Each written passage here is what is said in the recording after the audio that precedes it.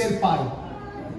Porque nós, como pai, muitas vezes queremos, achamos que somos os mantenedores, que somos as pessoas que estão na frente, que temos os compromissos, as responsabilidades com as nossas famílias e tudo mais, e muitas vezes nós achamos que nós é que estamos no controle das coisas. E pode ser até que a gente possa dirigir, como a frase dizia, dirigido por mim, mas a gente sabe que quem guia, ou na verdade, a gente precisa, pais. Meu conselho para você, pai, que é a reflexão que eu fiz, que serve para mim, eu quero compartilhar contigo. A gente precisa deixar que Deus guie as nossas vidas. A gente precisa deixar que Deus guie as nossas famílias. É dessa maneira que a gente vai apontar a direção certa para os nossos filhos. É dessa maneira que a gente vai cuidar deles da melhor maneira possível. A gente vai dirigir, mas quem vai guiar mesmo é Deus, como eu li naquela frase, dirigido por mim e guiado por Deus. E tem um texto que dá um conselho muito importante para todos, mas nessa manhã para os pais, que está lá em Provérbios, capítulo 3, versículo 5, que na minha versão diz o seguinte, Provérbios 3, 5, confie no Senhor de todo coração e não se apoie na sua própria inteligência. Confie no Senhor de todo o coração e não se apoie na sua inteligência. É nesse momento que a gente pode se achar muito inteligente, a gente pode até achar que a gente tem controle das coisas, mas a gente precisa confiar em Deus.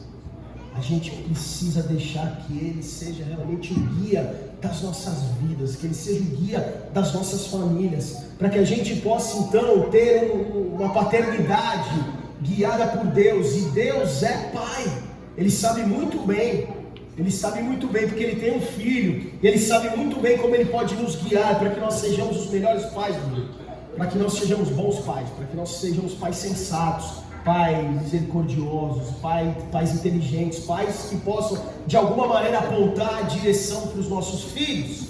E quando nós falamos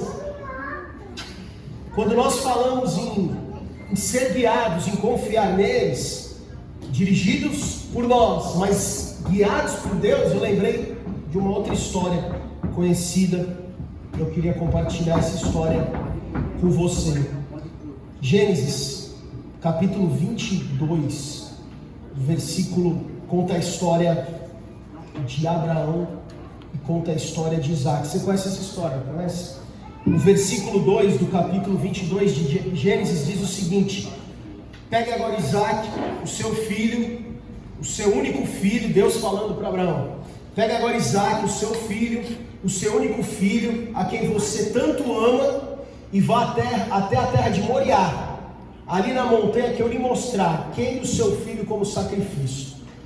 Se você não conhece essa história, pode ser uma história muito forte. Deixa eu resumir um pouquinho para você. Abraão tinha uma promessa, teve uma promessa vinda de Deus, que ele seria pai de uma grande nação, que ele teriam muitos filhos, uma grande nação. Só que ele tinha alguns problemas. Primeiro, que ele tinha uma idade avançada, perto dos 100 anos. Segundo, que a sua esposa era estéril, ela não podia ter filhos. Mas ainda assim Deus faz um milagre e dá Isaac para ele, dá um filho para ele.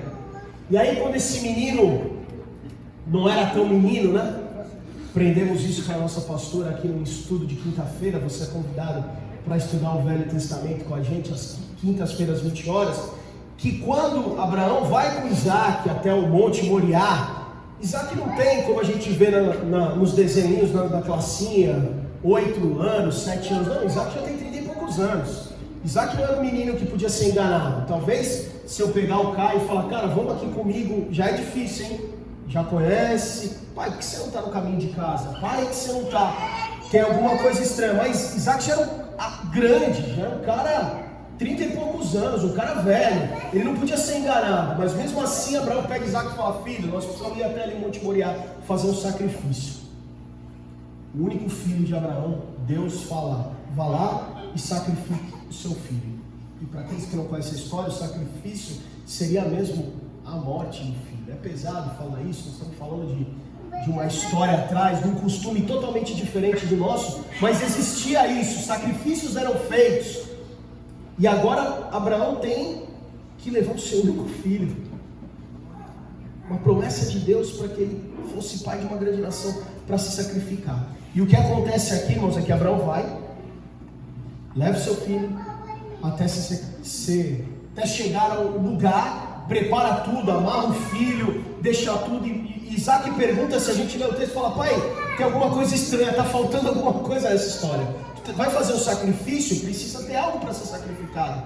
Normalmente um cordeiro, algo, precisa fazer algo, não tem nada. E Abraão fala: cara, confia no pai.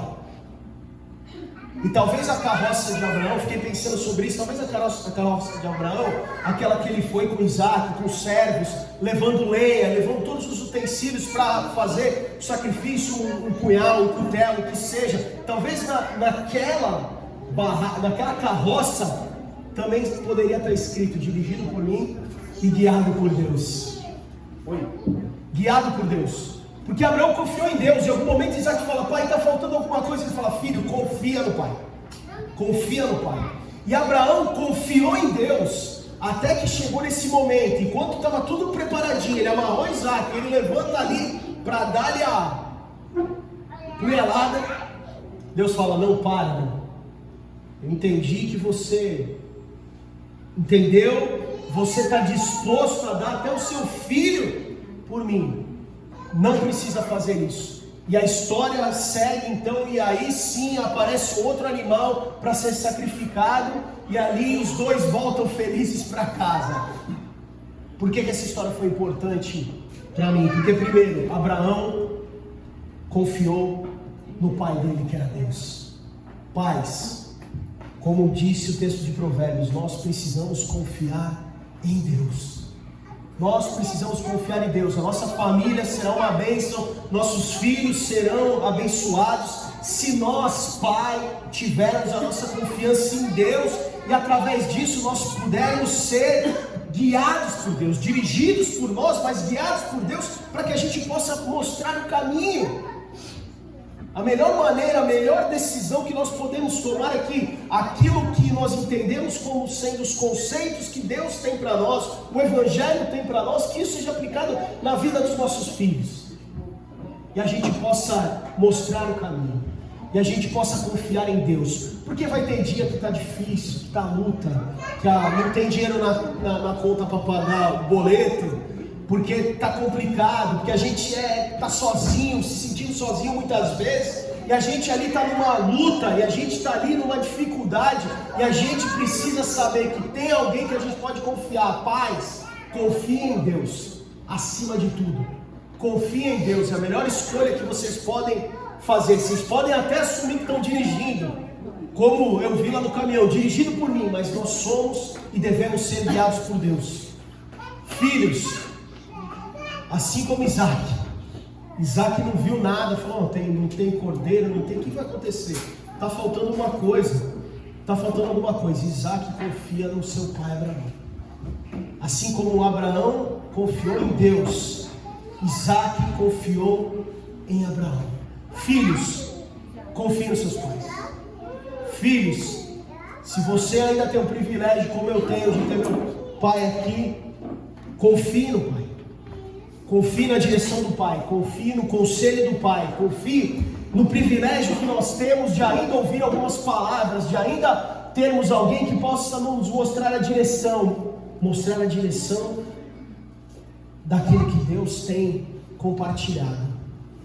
Abraão confiou em Deus, Isaac confiou em Abraão.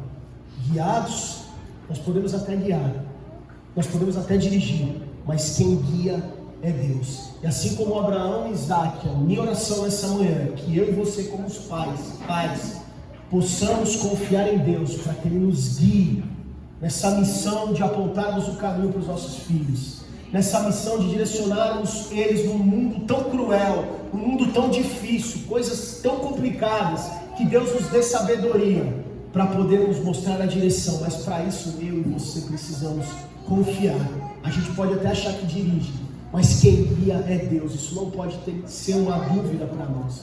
Nós precisamos ter, como diz Provérbios, não adianta a nossa inteligência. Confie no Senhor de todo o coração, não se apoie na sua própria inteligência. Precisamos confiar em Deus. Filhos, confie nos pais. confie nos pais. Confie nos pais. Tenho certeza, ou busquem, ou entendam que seus pais, isso é um ponto muito importante, se seus pais são, de alguma maneira, têm buscado o primeiro passo, assim como Abraão confiou em Deus, Isaac confiou em Abraão, filho, se você enxerga no seu pai alguém que confia em Deus, confie no seu pai. Porque com certeza nós podemos ter a certeza que ele tem sido, está sendo, e ore por isso, ore para que seu pai seja guiado por Deus, para que seu pai confie em Deus, para que você possa ter um espelho, alguém para você olhar, alguém que possa apontar a direção. A minha oração essa manhã por nós, pais, é que nós possamos confiar em Deus, nós possamos ser guiados por Deus. A minha oração por nós filhos é que nós possamos confiar nos nossos pais, com a certeza que eles são guiados por Deus. Amém? Vamos orar? Eu queria chamar os pais aqui na frente junto comigo, os papais, para a gente fazer uma oração.